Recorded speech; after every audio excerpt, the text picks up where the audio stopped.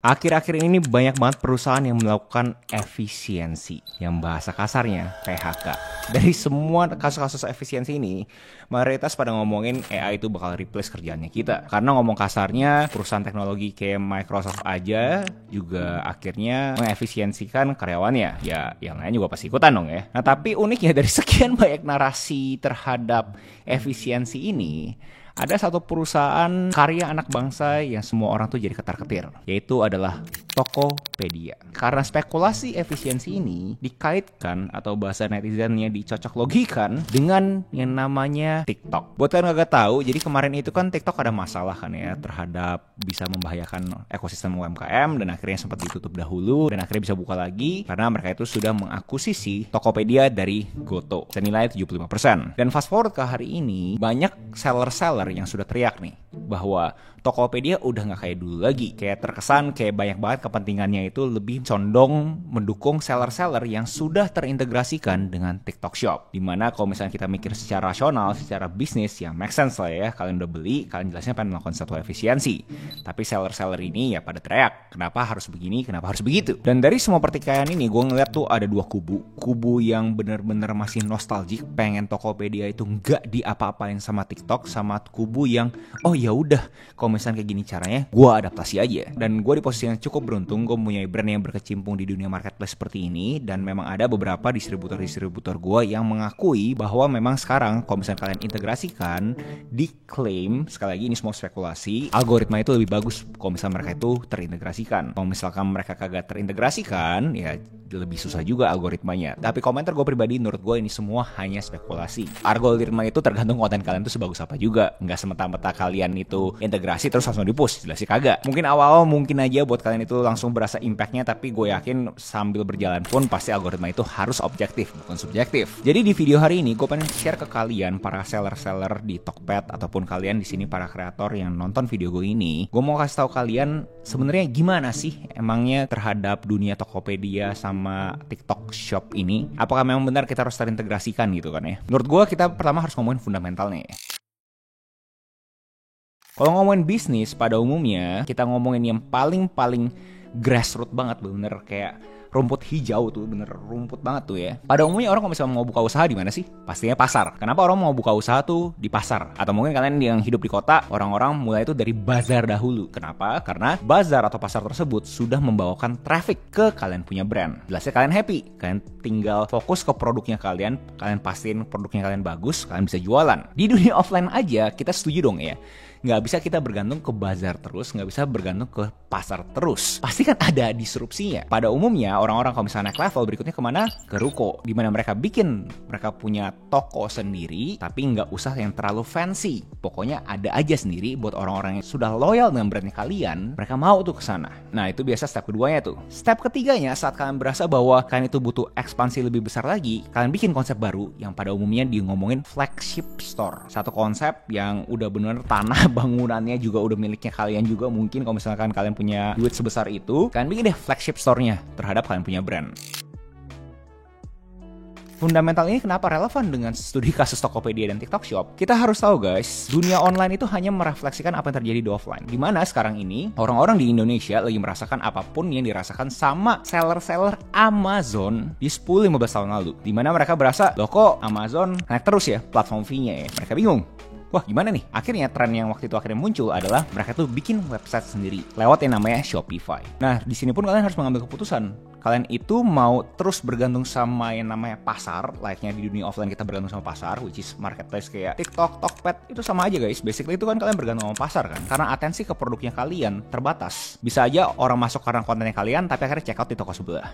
Dan juga vice versa. Bisa aja ada orang yang datang karena kontennya toko sebelah, tapi akhirnya malah check out di kalian. Enaknya di sana. Tapi nggak enaknya saat kalian itu udah bikin konten yang luar biasa bagusnya, tapi akhirnya check out sebelah. Nah itu adalah kuncinya.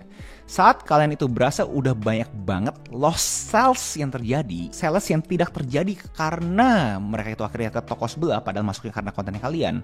Nah kalian boleh tuh bikin website sendiri. Nah, website sendirinya terserah kalian. Kalau kalian mau pakai Shopify juga bisa. Di Indonesia ada namanya lnk.id, Linkit, kalian juga bisa bikin Microsoft Builder. Dan banyak banget website-website seperti ini yang kalian bisa langsung coba cek aja dan kalian coba mitigasi mana yang menurut kalian itu cocok buat kalian. Nah, begitu kalian udah punya website sendiri, kalian berasa, wah gue nggak pengen nih terlalu template banget nih. Orang bakal tahu nih ini template gitu kan. Kalian berasa branding equity kalian udah tinggi gitu. Like-nya orang dari ruko mau ke flagship store, mau buka cabang di jalan raya yang benar-benar gede banget. Nah, kalau misalnya kalian udah ada hitungannya, silakan bikin website itu dari nol. Sekarang kan udah baik banget nih AI, atau bahkan kalau misalnya kalian berasa belum terlalu fasih dengan AI, ya kalian bisa lah ambil vendor website. Dimana kalau misalnya e-commerce pada umumnya bisa ranging dari angka yang tanda kutip pemula banget 20-an sampai kita ngomongin pada umumnya yang corporate level 100. Nah, tergantung kalian nih, kalian tuh mau arahnya kemana. Kalian bisa sekarang itu bergantung aja, tetap bergantung, which is gak apa-apa lu banyak yang ngelakuin kayak gitu. Toh gue juga UMKM, ya udah gue terima aja lah, gue pokoknya adaptasi aja. Kalau misalkan memang harus terintegrasikan, ya gue terintegrasikan. Nah, step keduanya kalian punya website sendiri yang langsung bisa jadi aja pokoknya fokus ke jualan, atau kalian pengen ada brandingnya, mau ada musik lah, mau ada animasi lah, kalian punya website, terserahnya kalian, bener-bener full control di kalian. Tapi jelasnya itu investmentnya paling besar. Kalian tuh sekarang stage-nya lagi di mana? Asumsi kalian itu sekarang di tahap pengen bikin ruko digitalnya kalian, dimana kalian butuh platform yang kalian bisa andalkan untuk bikin website di bawah 1 menit. Gue mau kenalin kalian namanya Linkit, lnk.id. So begitu kalian masuk, sebenarnya itu kalian bisa langsung aja klik add new blog. Nah, di add new blog di sini di paling bawah ada namanya physical product. Jadi kalau misalnya kalian di sini seller-seller ataupun kreator-kreator yang pengen coba jualan kalian punya physical product, produk fisik, bisa lewat sini. Semua masih umum ya, title-nya udah ada di sini, deskripsi kalian bisa semua kalian, dan text editor juga banyak, bisa taruh foto, bisa taruh video, bisa lebih customize. Kategori juga ada, kalian bisa taruh semua di sini, select kategori, semua segala macam semua di sini. Varian pun juga sekarang bisa kalian taruh varian juga. Contoh kalian ngomongin size, nah ini tinggal add option aja, S, M, L, semua juga bisa di sini. Dan serunya kalian juga bisa taruh review dari customer kalian ada di sini. Shipping origin semua standar. Dan kalian bisa juga custom kurir. Kalau misalnya kalian udah punya kurir, taruh kurir berapa duit, juga bisa di sana. Bisa kasih WA notification ke kalian punya pembeli, buat pembelinya sadar segala macam. Dan kalian juga bisa taruh nama atau phone untuk required atau nggak required. Jadi ini adalah caranya kalian itu tergampang di bawah 1 menit untuk kalian itu bisa bikin website yang bisa langsung jual produknya kalian. Buat kalian di sini yang mungkin para kreator juga yang kalian merasa, bro gue pengen ikutan punya ruko, tapi gue gak punya modal gitu kan ya. Gimana caranya? Nah, di add new blog di sini ada yang namanya affiliate products. Nah, di affiliate products ini semua kreator-kreator yang di Linkit yang pengen coba mengafiliasikan mereka punya produk bisa taruh di sini. Contoh di konteksnya produk fisik, kita ada namanya CCTV namanya Bardi. Kita enter nih udah langsung dari Bardi Smart Home-nya langsung. Jadi kalau misalnya kalian jualan smart plug-nya dia 143.000, kalian dapat 35.000. Itu langsung tahu tuh 35.000 di 250-nya. Nah, begitu kalian pencet add di sini, langsung dari sisi kalian punya Linkit langsung muncul nih. Contoh, gue kasih kan yang tadi namanya Edutify karena gue punya produk, kita turun ke bawah. Nah, ada nih Bardi Smart Plug-nya.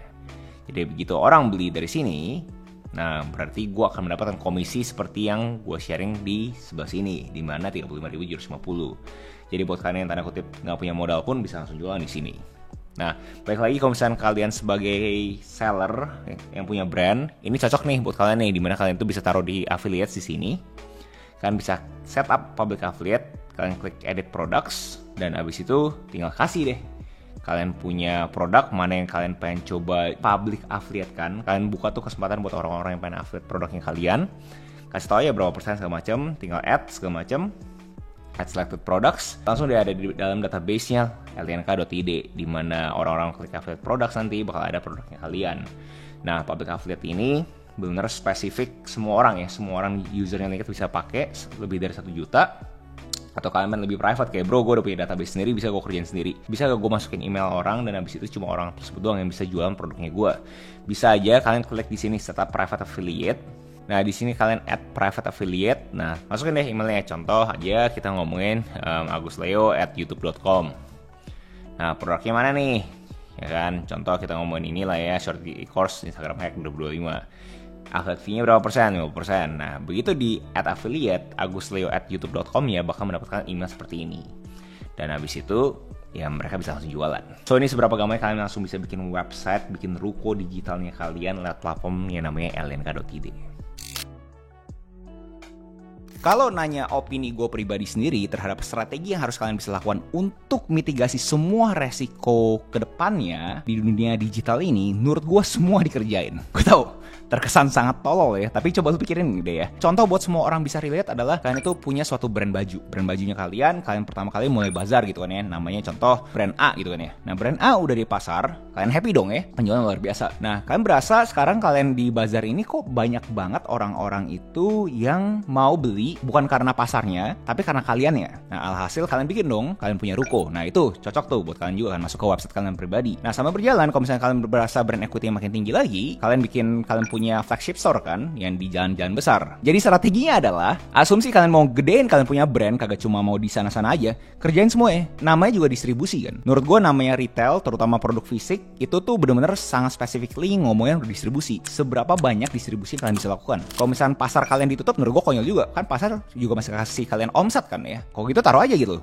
Kalian juga taruh di kalian punya store sendiri, jadi ada 2 distribusi yang kalian bisa mainkan. Buat kalian yang mungkin masih kagak nangkep, kayak dahulu lah. Dulu itu kan orang tuh mempunyai kesusahan antara dari offline sama online kan. Kayak kenapa gue harus ke online ya bro ya, kan offline gue udah oke-oke aja gitu. Tapi kenapa akhirnya orang online, menurut gue pribadi, orang-orang yang udah mikir akhirnya, ya namanya distribusi. Kalau misalkan gue offline, contoh cuma di Tanah Abang doang, ya berarti gue cuma bisa menggait orang-orang di Tanah Abang. Gue kagak bisa tuh ke Makassar, ke Papua. Bingung kan? Akhirnya karena mereka udah sadar ini ada distribution game, ya udah akhirnya mereka masuk ke online juga. Nah, sekarang kalian sudah masuk ke online, sudah bisa meraup pasar online lewat metode pasar, kalian harus mencari metode ruko di dunia online ini. Jadi sama-sama kita ulang sekali lagi strategi untuk kalian bisa mitigasi ini semua. Kalian harus bisa main di semuanya guys. Kalian harus kalian punya presence di pasar ini harus tetap ada menurut gua. Kecuali kalian barangnya high end banget ya. Tapi kalau misalnya asumsi masih pasar dan semua orang bisa relate, ya jelasnya kalian harus ada di pasar. Kedua, kalian harus mempunyai distribusi kalian sendiri. Ketiga, kalau misalnya kalian udah benar-benar punya modal yang luar biasa, mau bikin infrastrukturnya kalian di dunia digital ini dengan tim in-house-nya kalian, ya barulah kalian bikin website kalian benar-benar khusus banget, full custom. Gue tahu ini terkesan kayak nggak enak ya guys ya, karena belajar dari nol lagi kan. Baru aja kemarin gue ngerti Tokopedia bos, sekarang gue harus ngerti TikTok Shop. Nah sekarang gue udah ngerti TikTok Shop, abis itu sekarang lu kasih gue harus punya website sendiri. Ya ini namanya dinamika hidup kita ya, dimana kita tahu teknologi bakal jalan terus guys. Kalian mau kagak mau harus berani belajar dari nol. Menurut gue orang-orang yang sekarang ini tanda kutip sukses di semua simpang siur ini, orang-orang yang berani, oh ya udah emang kayak gini gayanya, emang marketnya seperti ini, ya udah gue juga harus adaptasi. Dan kalau misalkan kalian masih belum puas dengan semua strategi ini, gue sangat implore kalian, memohon dengan hormat ke kalian, coba deh kalian lihat yang namanya produk digital. Iseng aja kalian masuk ke Google Trend, ke LNK gitu kan ya. Kan lihat tuh, tajam banget kan naiknya kan nih. Orang pikirin ini hanya sebuah tren doang, tapi turun naik lagi, turun naik lagi, turun naik lagi, turun naik lagi. Jadi di bab terakhir ini gue rasa sangat cocok buat kalian yang berasa kewalahan, kayak selalu aja ada adaptasi. Ini gue mau kasih tahu suatu tren yang gak banyak orang tahu. Sebelum kalian ketinggalan, ya mendingan kalian pelajari nih terhadap industri produk digital. Gue bahkan ada bikin satu video 4 jam buat kalian yang pengen belajar dari nol. Kan bisa tonton aja video gue sampai habis tuh 4 jam guys. Gue yakin kan kalian setelah nonton video gue 4 jam itu harusnya sudah mempunyai suatu fundamental untuk memulai industri produk digital. So itu adalah video gue hari ini. Gue harap gue bisa ngebantu kalian, para kreator ataupun para seller. Menurut gue ini adalah suatu dinamika dunia digital di mana emang pace-nya sangat cepat segala macam. Gue harap kalian bisa melalui ini juga dengan baik. Emang ini dinamikanya dunia digital, sangat cepat. And ya, sekali lagi jangan dipikir terlalu panjang menurut gue. Anggap ini layaknya distribusi pada umumnya aja. Lu kalau udah punya barang bagus ya lu pengen distribusin ke semuanya kan. Nggak mungkin kan contoh lu punya barang contoh FMCG gitu kan ya, air putih B gitu kan, air putih B lu cuma distribusikan ke Indomaret kan nggak mungkin kan, lu mau distribusikan ke semuanya kan. Ini sama aja guys, lu udah punya produk bagus ya mau kagak mau lu harus belajar gimana bisa mendistribusikan produk-produk lu ke semua market yang ada gitu. So itu aja video gue hari ini. Next video saya apa yang menurut kalian menarik untuk gue bawakan. Jangan lupa like, comment, subscribe, nyalain notifnya, share temen kalian, and I'll see you in next video. Salam kreatif.